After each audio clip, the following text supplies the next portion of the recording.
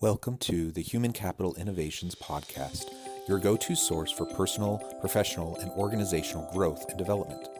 We hope you tune in often for all things people management, organizational development and change, organizational leadership, and social impact related. Maximize your personal and organizational potential with Human Capital Innovations Podcast.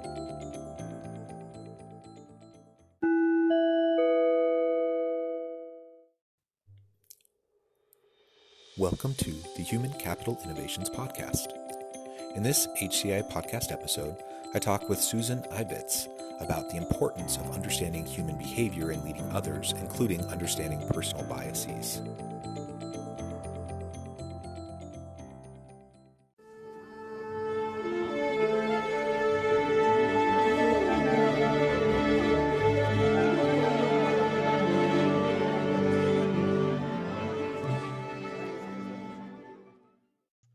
Hello, Susan Ibitz. Welcome to the Human Capital Innovations Podcast. Hi, Jonathan. How are you doing? Great. It is so wonderful to have you with me today.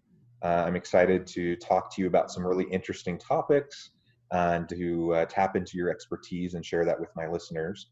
To start things off today, I just want to share a brief bio of Susan and then give you a chance to provide any additional introduction that you want, and then we'll just launch into a discussion. Susan has 28 years of experience applying behavior to sales, communication, negotiation, and everyday life. She delivers training and consults on human behavior, microexpression, body language, deception detection, statement analysis, face reading, personality types in English, Spanish, and Portuguese. And she is a self-proclaimed human behavior hacker. She does lots of keynotes, corporate training, and has contributed a lot to various media outlets. It's a real pleasure to have you on the podcast. Welcome. I'm never going to get tired to say when people describe what I do, it's like, wow, that person sounds so cool. I think as a human being, we tend to not, at least certain personalities, like keep going. Like, oh my God, I have our column and try global 2 times a week. Like, oh, now what are we going to put on the column? Well, wait a minute, we need to celebrate. No, we need to work and keep going. So I always have fun when people describe what I do. Great. And really, so my first main question for you, as a self-proclaimed human behavior hacker, how would you define that? What does that mean to you when you're trying to help other people understand how you can help them? Everybody in the company have funny names. All are based on geeky science. Like I'm a huge fan of Star Treks and Star Wars and geeky, like real geeky, to the point that my assistant is human behavior Jedi. He get offended because I think I call him short, but actually he's a good mind. I think that when you need to define yourself, you cannot look yourself in the mirror. So something that I do really often, at least 6 times every 6 months, is I talk to my customers, my friends, and people who just know me and know me since a long time ago, and says, I do 3 questions. If you need to describe me or tell other people what I do, what you would say. If you need to sell me to somebody else, what you would say. And if you tell me as a client, one pain that I have fixed for you and your company, what it is. And that's how you define, how you know if you change or no. And I have a couple of friends who keep saying, oh, you're hacking minds. Like you freaked out people, how you can get in somebody's brain. And like, well, when someone says, well, you're a human behavior hacker. Some people hack computers, you just hack humans. And like, oh my God, that's me. I like it. It's an open question. Everybody, I horrible in networking. So when people says, who are you? And I threw my title. So that way they don't ask any more questions. I don't need to do small talk because the first thing is like, do you what? Like what? So human behavior hacker is helping people to understand, become more humans. I think that information is data and data is power, the power to become humans again. I don't teach you how to manipulate others. I teach you how to avoid 90 days of painful emails and conversations and find out how somebody is in 90 seconds, a minute and a half. Well, I have done it. Actually, I have been tested and by other journalists. They says, "Okay, I'm going to record this because it cannot be true," or even tell me, "You don't know who is going to be interview you until the moment that we do the interview. They're turned as soon on, like, okay, before you say anything, I know what you want. That's how you are," and flipping out. And the funny part is, I'm not a clairvoyant. I don't have any mystical thing and I went to the Himalaya and spent 5 years eating trees. Like, no, I went to the hardcore. I studied hostage negotiation. I went to Manchester to study with Polygon International. I studied with everyone. I study from interrogation to interview, everything that can be studied. And what I do with all that, instead to take it for me, I teach other people how to do it. For example, when I have, it's funny because I didn't know that people don't do it. Again, that conception that you're in your own bubble of thoughts. When I do a sales training, the first 2 hours of curricula, I put people to watch videos of interrogations of policemen and interrogators, make people confess about any high crime, even killing someone. And some people says, I think we're in the wrong class. Like, nope. If you can learn something for that person, then in 30 minutes make a person confess he killed someone else, that's how you're going to know what your customers want. Because selling is not that you sell me what you want, it's selling me what I need. And sometimes as a customer, I don't have any idea what is my needs. Today, with the crisis that we have, most people is not aware of what they need. They're froze, like fear is froze, run and fight. So people is gonna fight you, people is gonna froze, and people is gonna fly. So helping your customers know what they want based on their needs, that is a gift that we can teach you, because the good sales and the good consulting and the good professional is the one month later, you're not afraid to call your customer and says, how you doing with what I give you, sell you, coach you. And that is the moment of truth when, like, you even give me something that I didn't need, I know. You know me so well that even know my thoughts and my needs even before I need it. That to me is success. Not the number of check, is that calling one person a month later, that is one of the most frightening things, and say, did I do it right? Is what you needed? And keep my boss happy, because it's what we need to sell too. But we need to find the line, and that line, it need to be taught, is how to read others, how to profile others in a good way. Yeah, well, that's so interesting.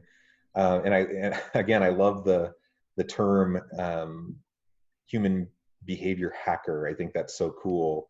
And you dispel what maybe some people might have as initial fears around that, in terms of manipulation techniques, in terms of things like racial profiling, some of those negative elements that we don't want to promote. But what you're talking about really is reading body language, facial expressions, intonation, really understanding interpersonal interactions in a way that you can leverage to help people, right?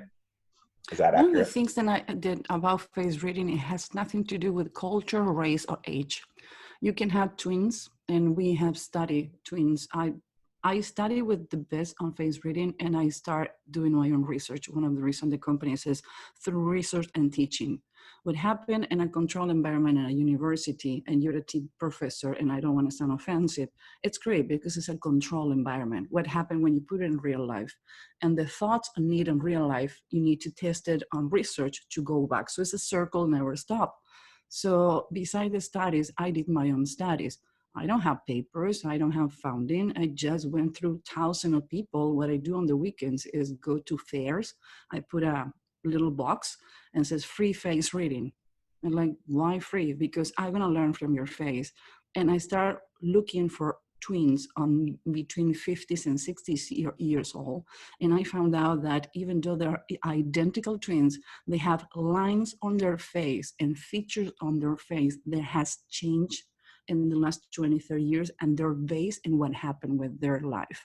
The cohort study, it started in 1921, and there were 292 people followed for 83 years. So different researchers were taking the project. And after 83 years, they determined the mouth, eyes, ears, and nose. It's telling the story how your life went, how happy and unhappy, and how much comfort and money and luxury you had or not. So that's when like, oh my God, that's how accurate this is. And again, I always says it's not 83 months, 83 days, 83 years. Tell me what other study has done in recopilation data for so long. And there were people from different race, different nationalities, and shows that doesn't matter. I have one feature, the Martin Luther King half and Pavlov, who was Russian half. I wish it was the brain. No, it's more simple than. I have a little bump under my nose that it says that you work better in service to others. And again, when I put the picture, it says, no, it's not the brain. Don't worry, I'm not as intelligent as the eye. But I did find out there were different race, different nationalities, and with the three do the same. I love to do pro bono. I even sometimes I have complaints on my team because I do too much pro bono, and I enjoy it, and I do it on my weekends in my personal time.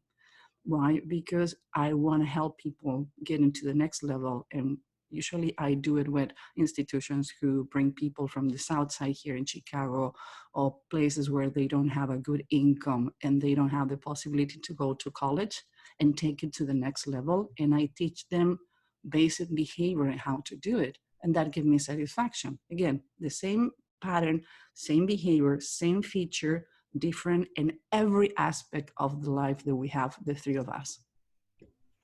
Yeah, so interesting. So let's apply this to an organizational context. If I'm an organizational leader, how can I use these types of approaches and methods to better understand the people I'm leading, to lead more effectively, to be a better supporter of and empowering them to do their work? How can I better choose, through the hiring process, choose my team, some of these types of elements? How can what you offer help organizational leaders? First, I think a leader and a manager is not the person who make everybody understand you. Your job and your responsibility is understand your people. We want to be seen. One of the biggest effect that I have when I read someone, it's crying, is like, oh no, the heck, do you know my therapist? Those are the three things, but always is the common denominator. Oh my God, you see me, is nothing wrong with me. And leaders are running and managers are running so fast that obviously you're not going to have a DNA test on each of your employees, but you can divide your people in introverts and an extrovert. You cannot put an introvert 24/7 in a video. You're going to kill him or kill her. So you need to know that about your team. You need to know how much exposure that person have, because you can be burning the best fuel of that person because you put it on the same box. An extrovert is going to be out all day, no problem. Another thing is you need to know if your team is visual, is auditory, or kinesthetic. If they're visual, they're going to be the people who can visualize and give you a good presentation. They're the good who pair with clients who are asking for certain products and certain things. The auditory people is the one who's going to be listening and paying attention all the time. So if there suddenly you have an introvert who is a listener in a meeting, they're not going to talk. They're going to be holding the head down because their weight on the words are important. So you cannot point that person and say, you know what, you didn't participate in the meeting, like, yeah. And they can recite all the meeting word by word, but because you didn't know that. Another thing, you need to send your agenda on time before a meeting, knowing the time and the topics when you want to work, in this case specifically in a team. Why? Because the introverts, they need to be ready, and the extroverts need to tone down. So as a leader, what I do, and when I have a meeting, we are 19, and I always make fun. Some of them are really cocky male, like they want to talk all the time. So I mute everyone, and they need to raise their hands to talk. So I allow everybody to have their own pace. You can know how people process information. Is people oriented, facts and data, or they're doing research. I'm doing research all the time. My right hand has facts and data. So he is the person who take my obsessive compulsive research disorder, then I need to know everything, and says, Susan, is done. It's an article who have 300 pages. It's a simple 30-minute presentation. We don't need to know if Napoleon had that problem. Stop it. And it's good because he stopped me from procrastination, from overanalyzing, and procrastination by perfection. He punched me and pushed me to go. Funny part, he's in another continent. We never met face to face, but we have 8 meetings face to face in Zoom before they both agree this is going to be a good relationship for both. Yeah. He did a huge change on career. And I says, I don't want expecting to you to be for 6 months, because I have news for you. After working with us, you're ruined, because you're not going to be able to work with anybody else, because the level of reading and analyzing is different. That's happened with him. He's been with me 6 months, he's ruined already. So as a leader, 3 things that you need to know: how to read your team, how to assign the task. And it's proven that in all the depressions and crises on the story of our United States, depression on the 19th, 9/11, 2008, is the companies who grow. They start, for example, most people doesn't know that Uber, Instagram, and Slack started in 2008, worst of the depression. So the companies who grow, they start, and they become stronger, are the ones who stop being pity, stop being crying, let people vent, but look for the next one. Okay, great. We have this. What is going to happen in a week? We don't know. Okay, let's put scenarios and be ready. Support your people and like, okay, I get it that you have a horrible time, but you have a job too. Let's concentrate on what you're going to do next. And Simon Sinek said really good in a podcast that I listened, as one of his employees asked, "Are you going to have a job after this?" And he says, it's not dependent on me. It's dependent on how fast you can adapt. And it's true. We become animals of adapting to a reality who didn't give us few weeks to prepare. Some people left the office on Monday, 5 p.m. and like, oops, I forgot to water my plant. Don't worry, tomorrow morning I come and I'm going to do it. And next morning, hey, your laptop is going to be delivered to your house. You're not coming to the office. And the truth is 75% of the people are going to stay working at home, because companies, for example, they found out how much money they saving having people working from home. They're more productive, less sick days. Even though in this craziness you have your kids running around, you see your partner 24/7, but most people is moving to the suburbs. They live in the shoebox they live in and having a bigger house, and house selling has been crazy because people is buying houses in the middle of the crisis. Why? Because you need to understand that every crisis have a plateau for growing. Doesn't matter what it is. Adaptation is the one who made us that the cavern man or woman who didn't talk and use sound, and they were catching dinosaurs for eating, to the great meeting with you that you are in another part of the United States and we can have a Zoom. That's called adaptation. And as a leader, that's what you need to show.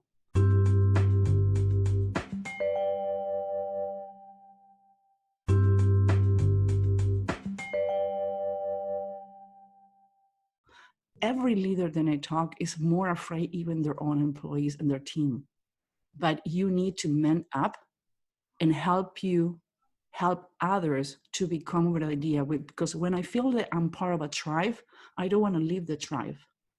So how you treat me, how we work in this moment is going to be the fundamental foundation for tomorrow as a leader and as a company. Yeah, that's great.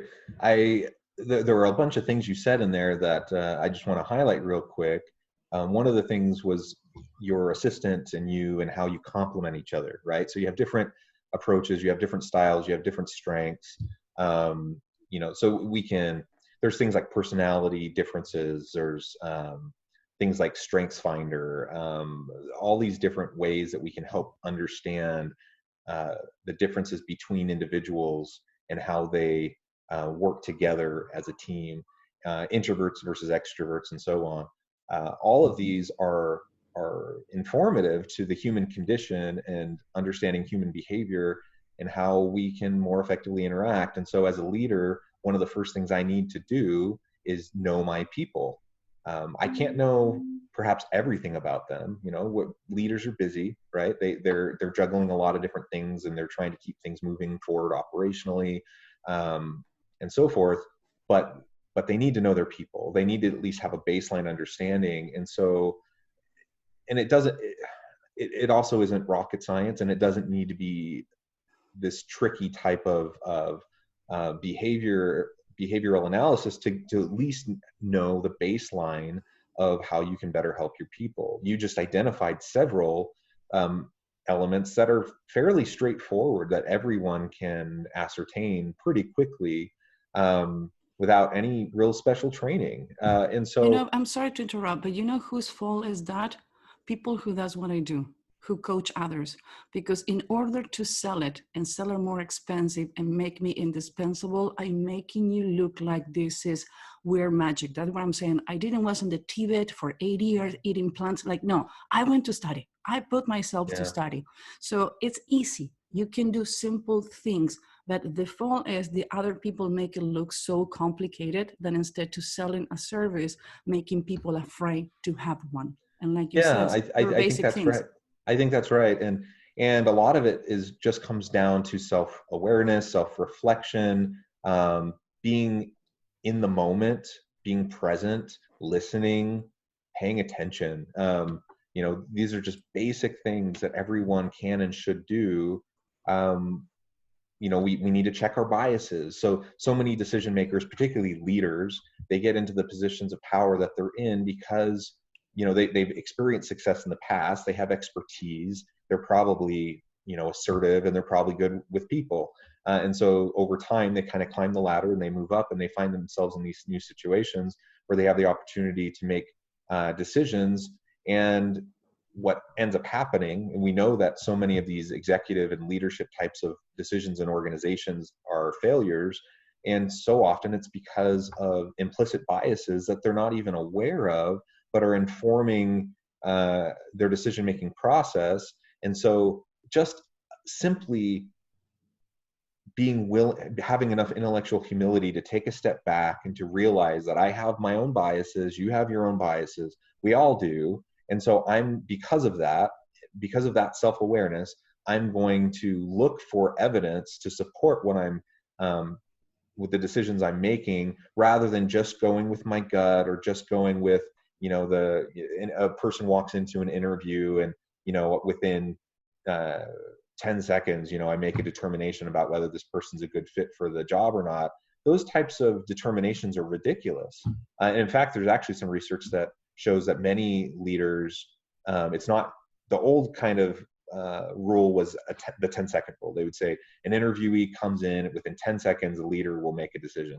But now more recent research with eye tracking and EEGs and some of those types of elements, they find that it's actually like less than a second, a fraction of a second, that people take a look and they make their initial snap judgment based on, you know, all their personal biases, and then that ends up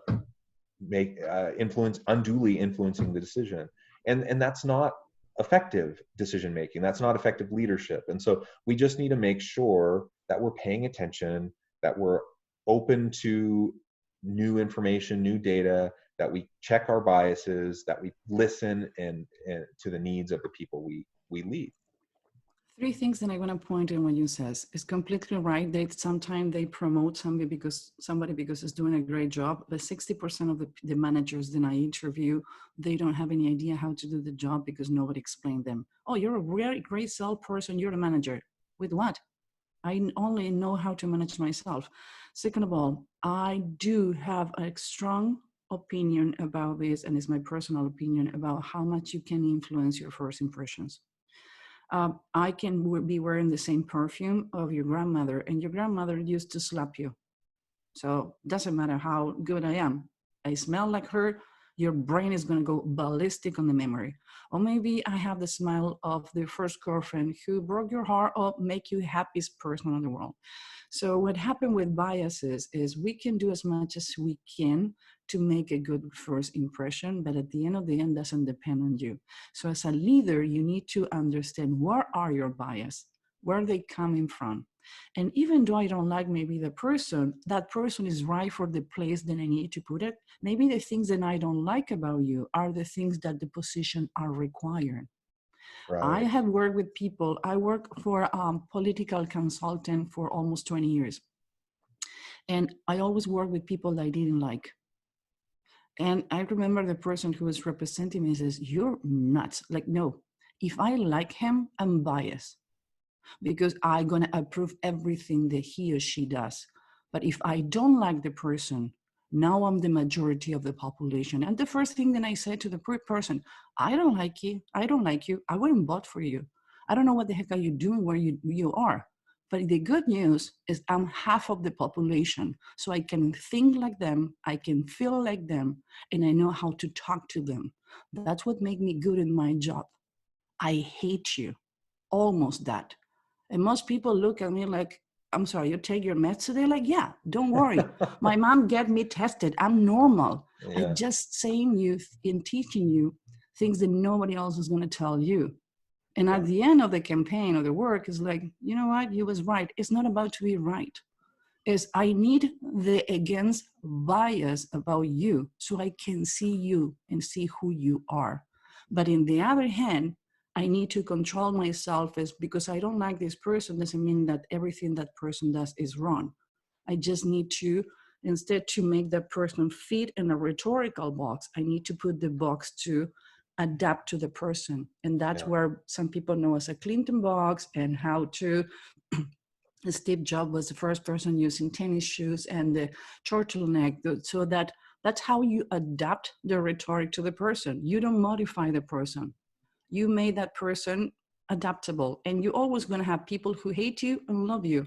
And I said in couple interviews, and people says you extremist. Like, I don't have grades.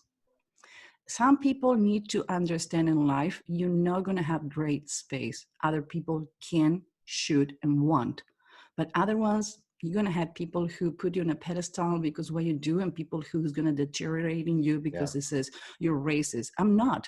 Actually, I'm taking that out of the table. But if you don't understand, if it take me 3 emails and 5 meetings to make you to understand what I'm going to take your people, how high and definite, different, an advantage you have teaching your people behavior, we are not a match. We need to fire each other. It's not only you want to fire me as an employee or so you're consulting, I need to fire you as a customer. Why? Because it's not going to work. Your resistant is going to kill your team, and your resistant is not productive for me.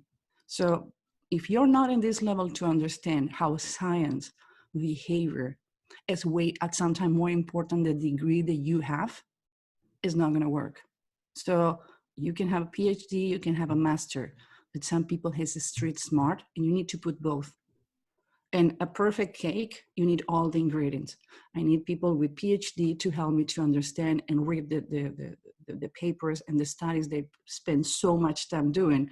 And I need somebody who has been on the street for 20 years to tell me how with the jacks they put it together and help people who doesn't have neither of those advantage to Yeah. become better. So you need anything on the society. Nothing is Yeah. worse or bad or better or whatever you want to put it. We need everything. We need to put it together. Well, I love that. And Susan, this has been an awesome discussion. The time has flown by, and we're out Wow, of time. we went over the time. But it's been great talking there, and there's actually several other things I wanted to discuss with you. So perhaps we can schedule a follow-up discussion. I'd love to have you back on the podcast in the future. But thank you so much for joining me today. Why don't you just take a minute and explain to my listeners how they can get in touch with you and find out more about you and what you do? First of all, you can find me on LinkedIn. This is the main source of where we publish everything. It's Susan Ibitz.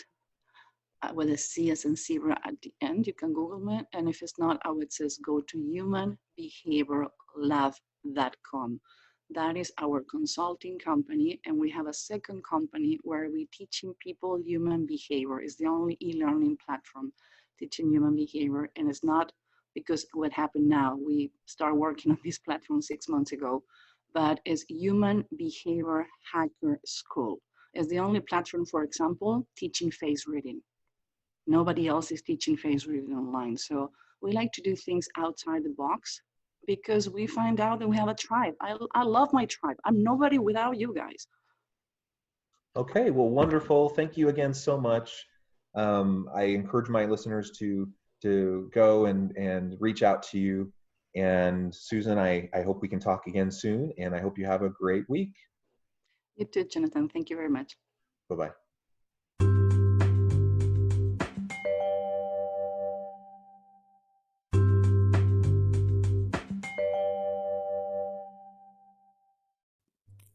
Thanks again for joining us for this episode of the Human Capital Innovations Podcast. I hope you stay healthy and safe and that you have a great week.